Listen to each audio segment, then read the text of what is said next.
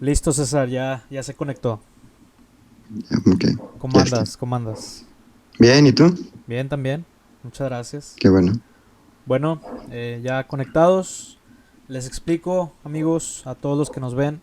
eh, este es el primer episodio de COVID-19 para Dummies por parte de Vitale.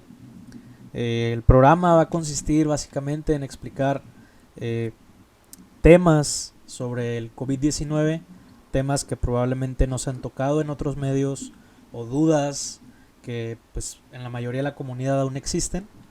Y bueno, en este primer episodio tocaremos 4 puntos a lo largo del video en los cuales César nos irá contestando e informando sobre estos puntos. También acompañaremos el video con unas infografías que tenemos para que se entienda un poco más pues la información que se nos comparta. Entonces, ¿estamos listos, César?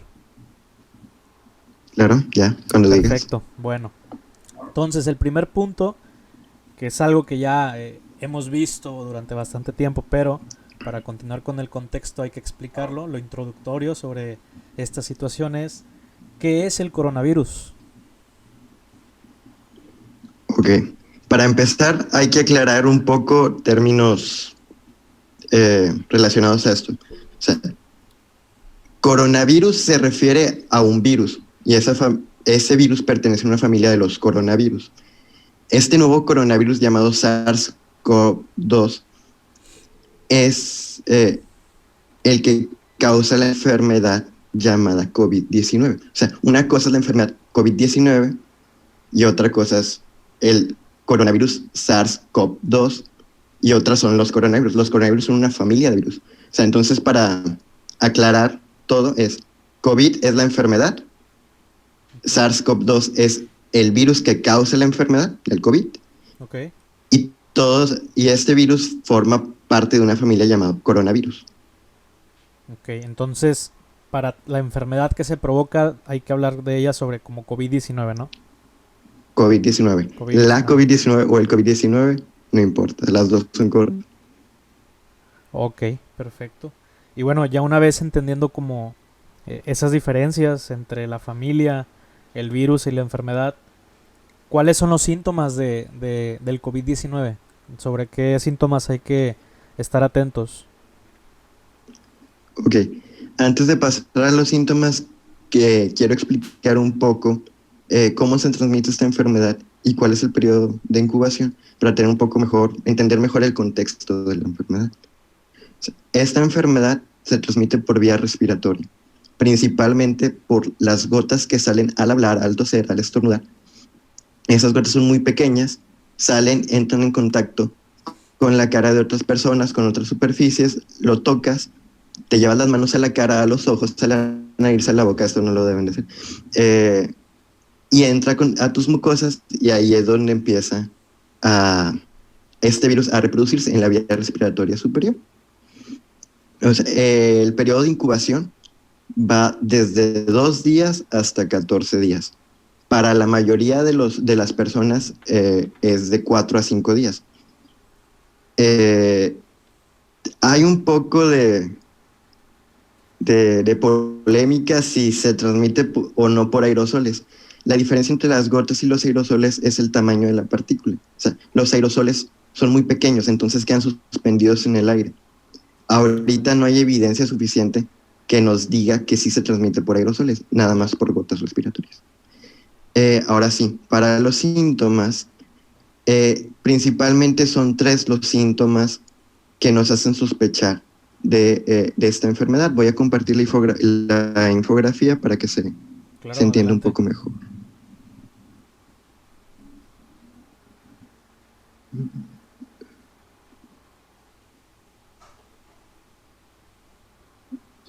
Bueno, primero, para definir como caso sospechoso, tiene que presentarse al menos en los últimos 7 días, o sea, en una semana, al menos dos Ujú. de los siguientes síntomas. Tos seca, fiebre arriba de 38 grados, o sea, fiebre tomada por termómetro, no toqué No, no a que te la sientes persona, caliente. sí, no que te sientes caliente, eso no es fiebre, o sea, si te sientes caliente, tómate la temperatura y con eso sabes si tienes fiebre o no. Sí. Y dolor de cabeza. Esos son los tres principales síntomas que nos hacen sospechar. Si cumples con 2 de estos síntomas, lo que sigue es ver si tienes algún otro síntoma, como dificultad respiratoria, dolor articular, dolor muscular, náuseas, vómito, diarrea, escurrimiento nasal, dolor abdominal, ardor faríngeo, dolor torácico, debilidad generalizada en todo el cuerpo, o problemas con el olfato o con el gusto. Si cumples con estos requisitos, estos síntomas, ya se puede decir que eres un paciente sospechoso de COVID-19. Entonces es donde se tendría que realizar una prueba para determinar si es así, si tienes la enfermedad o no. Ok, entonces para entender, son tres principales síntomas. Así es. Tres síntomas principales. Yo, para Ujú. considerarme un caso sospechoso, tengo que tener 2 de 3 en los últimos 7 días. Sí, Si, así es. si cumplo, o sea, si seguimos la imagen, si cumplimos con al menos de esos dos criterios, tengo que cumplir con al menos uno de todos los síntomas secundarios que mencionaste.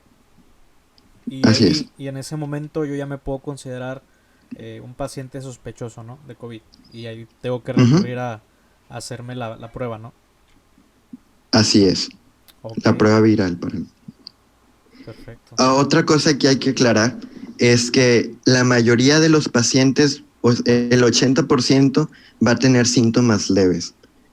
Un 20%, algunos refieren hasta 30%, van a presentar dificultad respiratoria. Este síntoma en particular es muy importante porque nos va a orientar a la gravedad de la enfermedad. Si no tiene dificultad respiratoria, perdón, se puede considerar que es leve. Si tiene dificultad, ya pasa a ser moderado o grave o severo. Ok, Eh, Normalmente la dificultad respiratoria, si se va a presentar, se empieza a presentar entre el quinto y el octavo día. Antes de eso es poco probable, a menos que el paciente ya tenga algún otro factor que pueda estar alterando. ok. Dificultad respiratoria es algo subjetivo. O sea, cada persona va a tener un concepto diferente. Sí, Lo más preciso es con un pulso oxímetro tomar la saturación. Si lo ideal es que esté arriba de 95 siempre, pero ya si está debajo de 90, sí es ya es de importante alerta, ¿no? tener en cuenta. Es una alerta, así es. Ok, entonces nosotros agarramos el dispositivo, lo ponemos normalmente en el dedo y el Ujú. numerito que te arroja ahí es de lo que nos tenemos que basar de lo que acabas de comentar, ¿no? Si andamos Así es, arriba de 90 o 95 andamos bien, ya abajo de ujú. 90 ya es un signo de alarma, ¿no? Es un signo de alarma, así es. Ok, También algo importante que hay que aclarar es al usar el pulsoxímetro no nada más lo pones en cualquier dedo y el primer número que aparezca, esa es tu saturación. No, tienes que dejar que se estabilice. O sea, dejas que pase un minuto más o menos hasta que el valor se quede fijo en uno. Ese es el valor que tomas como saturación. ok, Porque si lo pones al instante, normalmente encuentra rápido arriba de 95, te sale 97, 98. sí, Pero ya una vez que está, digamos, estabilizado, baja. Entonces hay que esperar un minuto ok, un minutito para... y ya con eso eh, se calibra, ¿no? sí, Ok, bueno, entonces, ya hablando sobre cómo alguien se puede considerar un caso sospechoso, ya hablamos sobre los síntomas que tenemos que presentar eh, para considerarnos un caso sospechoso y realizarnos la prueba. Aquí también es algo donde ha habido mucha controversia. ¿Qué pruebas existen y para qué funciona cada una de las pruebas? ok. Ahora, actualmente hay dos grandes tipos de prueba. Las pruebas de anticuerpos y las pruebas de PCR. Las pruebas de PCR lo que encuentran es al virus en sí, o sea, encuentran el material genético del virus. Las pruebas de anticuerpos detectan, valga la redundancia, los Los anticuerpos. anticuerpos que van contra ese virus. Los anticuerpos los produce el cuerpo, pero no los Ok, produce instantáneamente, no los produce, entra en contacto hoy con el virus y para la tarde ya voy a tener anticuerpos. No, se tarda un periodo. de 7 días, de 7 a 14 días, principalmente 14 días. Promedio. Entonces, es importante tener esa diferencia.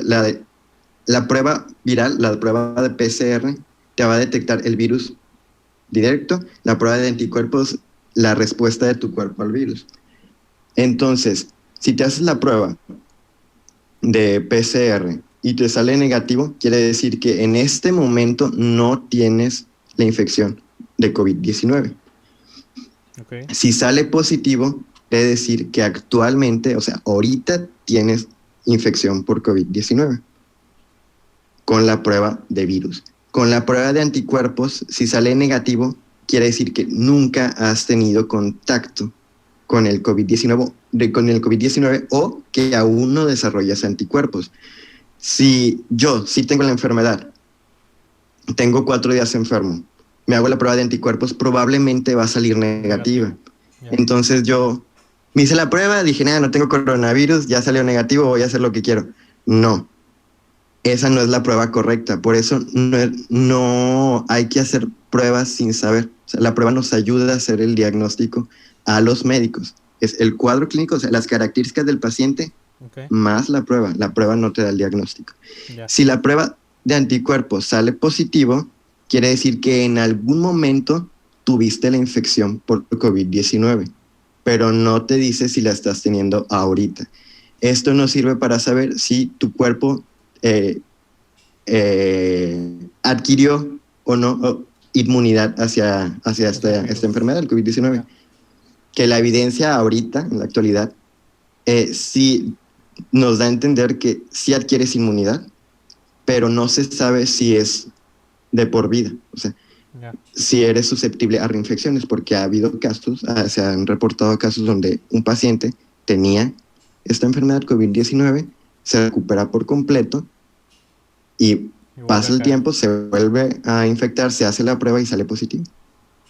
Ok, entonces, por así decir, la mayor diferencia entre ambas pruebas es que la viral PCR te dice si en ese momento tú tienes el virus, el COVID-19. Así es. Y la prueba rápida te indica si padeciste la enfermedad, porque lo que se detecta son los anticuerpos que generó tu cuerpo, ¿no? Para así es. Ok. Muy buena la infografía. Y bueno, tomando aquí el tema de ya una vez nos hicimos la prueba PCR, digo, cumplimos la infografía que nos mostraste, somos un caso sospechoso, nos hicimos la prueba viral y salimos positivos. ¿Qué tenemos que hacer si ya somos un caso confirmado de COVID-19? ¿Qué cuidados hay que tener? ¿Qué tenemos que tomar en cuenta en casa o con nosotros mismos? Ahí hay dos opciones, depende de la severidad de los síntomas. Si el paciente tiene síntomas leves o hasta es asintomático, lo ideal es quedarse en casa. O sea, no hay algo mejor que eso, no ocupa estar internado, no ocupa estar en un hospital. O sea, si los síntomas son leves, quedarse en casa y tomar las medidas de precaución, de mantener la distancia. Si vives con otras personas, tú debes de aislarte durante 14 días, tratar de evitar tener contacto con ellos, contacto directo, lavarte constantemente las manos 20 segundos con agua y jabón. Si no te lavas las manos con agua y jabón, puedes hacerlo con un gel antibacterial de alcohol al 60%, es suficiente. Las superficies que son comúnmente agarradas en la casa, por ejemplo, hay que desinfectarlas todos los días. No compartir utensilios, vasos, platos, nada con otras personas. Si llegan a estar en un lugar común, o sea, varias personas en la misma área que tú, con la enfermedad con COVID-19 debes de usar el cubrebocas. Ellos también, pero principalmente tú. Evitar salir, mantener siempre la distancia social, la recomendación entre 1 metro, 2 metros, con 1 metro es suficiente, lo ideal serían 2 metros. Evitar tener contacto con mascotas, no porque las mascotas puedan desarrollar esta enfermedad. Hay casos reportados, pero muy específicos, no es lo común. Pero si no estás cubierto, no uses cubrebocas y estás hablando, y hablas a tu perro, no sé, por ejemplo. Después el perro va con otra persona de la familia el perro pues tiene las gotitas en su pelaje. Si la otra persona va, lo toca y después se toca la cara, puede infectarse. Ya. Esto es en un hogar. Si vives solo, pues todavía más fácil, nada más.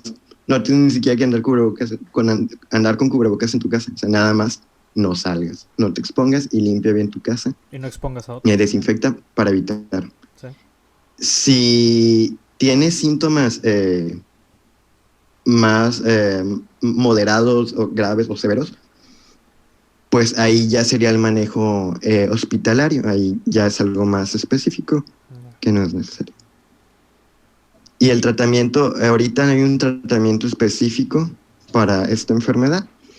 Es solo tratamiento sintomático para evitar las molestias de los síntomas, pero no hay un tratamiento ni que prevenga ni que cure. Directamente Ahorita el nada COVID. más tratamiento sintomático y medidas. Ok, o sea, ahorita nada más se pueden tratar los síntomas, más la enfermedad como tal aún no ha salido. Aún no ha salido. Hace algunos meses que la hidroxicloroquina, según, Sí, hay varias. no, y lo único que causó fue causar un desabasto de hidroxicloroquina y eso perjudica a pacientes principalmente en este país y en el resto de otros, a pacientes con lupus, que es tratamiento específico. Sí, claro. O Perfecto. sea, no hay que creer todo lo que... Entonces, como resumen de todo lo que hemos hablado se habló sobre entender la diferencia de qué es coronavirus, SARS-CoV-2, COVID-19, qué síntomas son los que tenemos que tener eh, presentes o que tenemos que cuidar de si algún familiar o nosotros mismos tenemos durante el día, cómo considerarnos un caso sospechoso, no malgastar recursos públicos al final de cuentas, digo, es la ventaja Muy importante. de saber considerarse uno mismo un caso sospechoso, saber las diferencias de una prueba rápida a una prueba viral y pues bueno, seguir las indicaciones que acaba de comentar el doctor César, quedarse en casa, todos los cuidados de separar eh, todo lo que toque en este caso pues ya el paciente y pues bueno, no pues nada, no queda más que agradecerte César haber aceptado la invitación, ayudarnos a entender un Cuando poco más con estos 4 puntos, la enfermedad, la situación, la pandemia que estamos viviendo actualmente. Eh, y pues este es el episodio 1, es el primerito. Ahí muchas gracias por tu tiempo. Y pues bueno, no, al contrario. esperen más episodios donde empezaremos a hablar ya sobre temas más detallados, otros temas que probablemente no se han tocado mucho en los medios. Y pues permanezcan atentos entonces. Muchas gracias. Nos Hasta vemos, luego. César.